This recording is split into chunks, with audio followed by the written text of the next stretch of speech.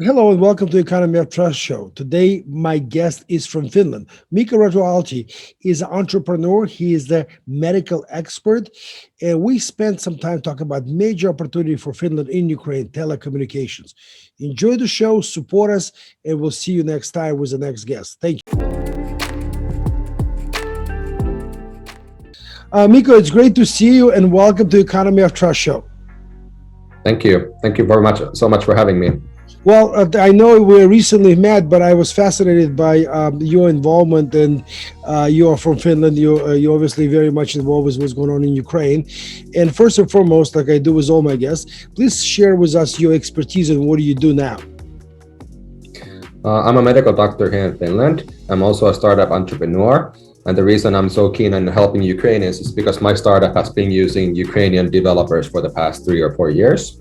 So I'm like deeply connected to Ukraine. I've been to Ukraine in Lviv, and my Ukrainian friends have visited me in Finland. So when the war started, it got really personal really fast. So I felt like a really sense of urgency to help as much as I can. Excellent.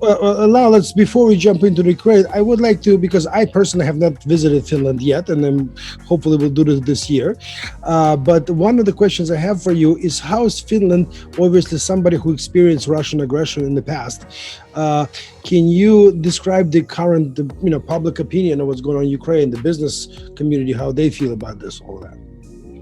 About Ukraine or the war in general? Well, about Ukraine in particular, in this case, war in Ukraine, let's call it this way. Yeah. Well, it's funny, like before the war, like people really didn't have an opinion about Ukraine, but we shared the same neighbor. So once the war started, like immediately all these memories, what our parents have told about the wars and my grandparents. So this war all of a sudden became very like close again.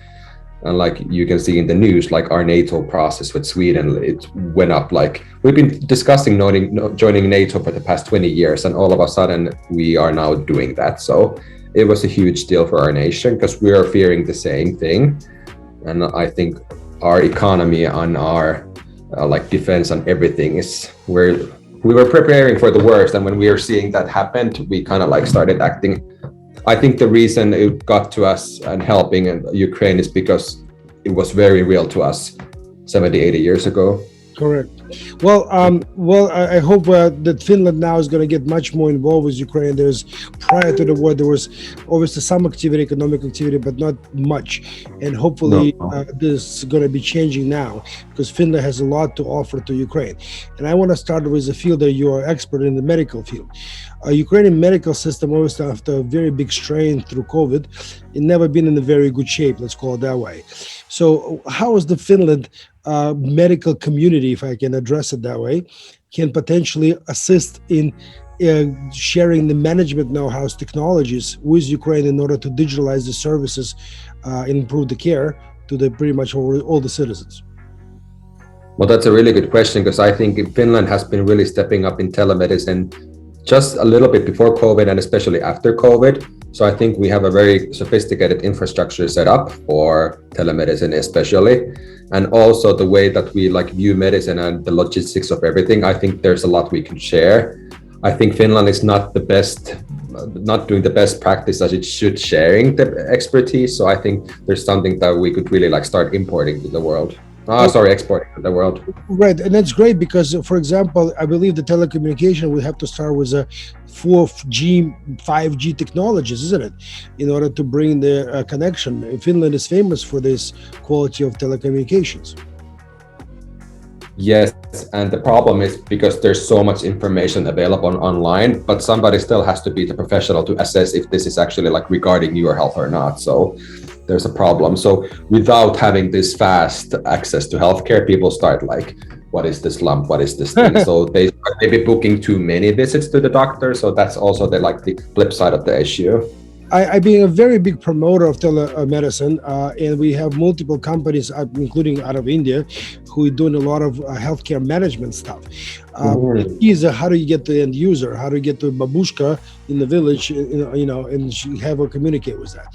So how do you see this potentially happening? Because now, due to decentralization in Ukraine, you can literally focus on the municipalities in delivering telemedicine at the municipal level. You don't need to worry about the national level, right away. So how do you see the companies? Do you see the companies out of Finland maybe jumping into the waters and start exploring that? Well, I think the whole system could be like maybe like we could shake it a little bit more. I think now the telemedicine field is like serving the current infrastructure. I would like to see it step in a little bit further. Like if somebody could do more assessment, online, then we could maybe like have like some kind of mobile like places where you could get your lab tested or you could get an X-ray or something like that. So the infrastructure of like coming up with medical facilities, it's enormously expensive. Correct. So I'm thinking about how could we make a little bit more of the infrastructure mobile, and how could we like make it more like user friendly, and everybody's afraid of the costs and investing. So I'm interested in like going to like these communities where they might have a hospital really far away. How could we serve those like areas better?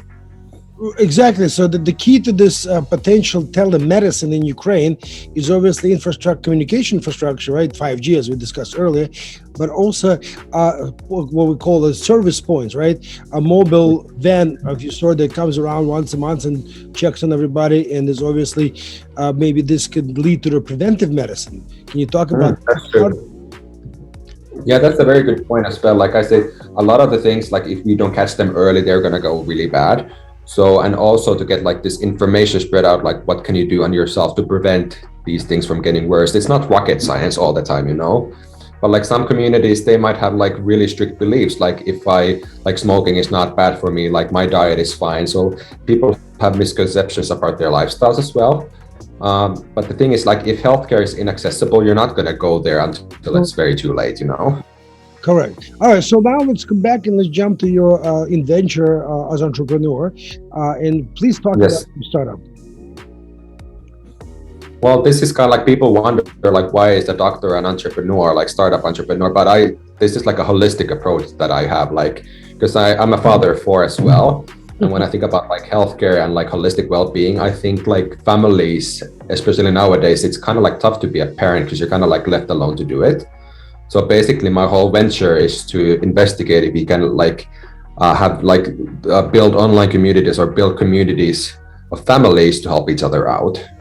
Okay. So basically, this is kind of like an Airbnb for families. So if you have a family, you can kind of like list it online and you can say like, I'm willing to help and I'm also seeking for help. And how's it going? How's it going? Yeah, how's the startup going? What phase are you on? Oh, we're still testing. So because of the Ukrainian war, I think we took a 3 or 4 month hiatus almost, and now we're back. We're hoping to get into Apple Store within a month. We just went to New York in the spring to interview parents and interview people because one of our founders lives in New York, so we're aiming for New York. So it's going, but it's a big venture, so I'm hoping for the best. Oh well, the startup is always a ups and down kind of journey, and we experience it. So, tell me more about your particular plans towards Ukraine. Where do you see the opportunity? Obviously, one thing has changed since the war started is the image of the country. Today, the country's image is probably its most important asset. So, as an entrepreneur in Finland, how do you see Finland taking advantage of you personally from the opportunity after war in Ukraine? And I'm talking about economic advantage, meaning getting startups going, different services and so on, trade. Like I have to confess myself, like before coming to Ukraine, I didn't really have a clear understanding about Ukraine. And we traveled to Lviv, and I remember still at the airport itself, welcome to the future or something like that. It's a software capital of Ukraine. I was really amazed how many software companies there actually are in Ukraine and how many customers they have all around the world. So like I said, like Finnish people really didn't have a clear understanding about the talent in Ukraine. And even before the war started, I started investigating, like, could we have like a mutual benefit of having like work for Ukrainian like IT developers? But like because when the war started, I felt that, okay, now I need to do something about it. And we started doing that on the side as well, finding work for Ukrainian developers. So that's a great feature. But in the future, do you foresee, let's say, assume the companies in telemedicine, telecommunications, coming and building those type of infrastructure for telemedicine we discussed earlier? Sure, that would be a great venture to find out. There would be yeah, the problem is like in Finland, like the current telemedicine field, I think we are utilizing like local developers. I think to have like a more, sorry, your question was like, can we have like some kind of mutual So like no, benefit from my question was about the fact that obviously a lot of companies have to they're strategic, right? They have to invest in a long-term success. So Ukraine market, in my view, represents a very big economic opportunity, growth opportunity for many companies.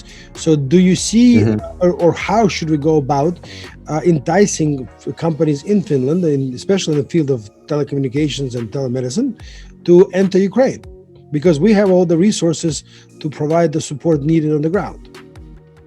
That's true. Like that's a great opportunity as well. Because I understood from the news, like the infrastructure regarding like telecommunications, that's still intact, correct? Well, yes, but again, it all needs upgrading and needs it's always needed. Ukraine in some areas they don't even have 3G yet. It's a big country. Yeah. Yes. I think the problem is like people aren't being introduced to the proper people who can actually like make it happen in Ukraine. So I think like the more relationships we build with you guys, I think the better the chances of like us entering the market is. Oh, great. Well, thank you. And obviously, you are representing a startup. You've been part of, different involvement in small businesses and alike. So you obviously know about the initiative we started with the support of Ukrainian small and medium-sized businesses directly through working capital. What are your thoughts about how critical it is to support SMEs at the time of war and obviously after the war? Well, it's very important, and I really like the idea of like building a more sustainable infrastructure. Like it's a horrible thing to go through the war, but I think if you can come out of it with a solid and sustainable way, I think that's incredible. Because the one thing we do have concern is the corruption issues regarding your country. So I think that's one of the things like that's keeping maybe companies away from the Ukrainian market. Well, at the moment. 100% agree. Corruption is a very number one question I'm being asked about Ukraine, and obviously it is my job and job of my team to provide the transparency that for anyone coming into Ukraine. And Mika, that's what I was really excited to talk to you about, because I was like, I think that's the number one thing that you are answering to people. Like this is very transparent, very sustainable, and it's a very good venture. Well, Mika, as well as I pointed out to you earlier, for us, I would love to see Finland much more active in Ukraine, and you and I will discuss this at further time, ability to start developing those relationships and leading and introducing Ukraine opportunity, as I call it, to the many companies around the world and people around. So I want to thank you for this interview, and please support our show. Mika, thank you again. Enjoy your day, and we'll talk soon. Thank you. Thank you so much.